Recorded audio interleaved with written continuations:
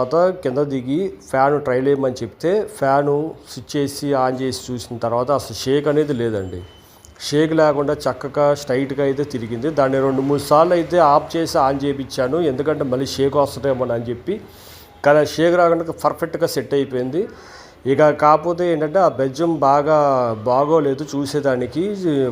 అందుకని ఉన్నదాన్ని మనం కట్ చేసాం కదా, దానికి ఏదో ఒకటి ఆల్టరేషన్ చేయాలని చెప్పి ఒక అట్ట మొక్క అయితే తీసుకొని దాన్ని కటింగ్ చేసి, అది ఒక ఏదో ఐటమ్స్ అట్టపెట్టి దాన్ని తీసుకొని కట్ చేసి దాన్ని సీలింగ్ అయితే స్క్రూ చేసి బిగించేసానండి.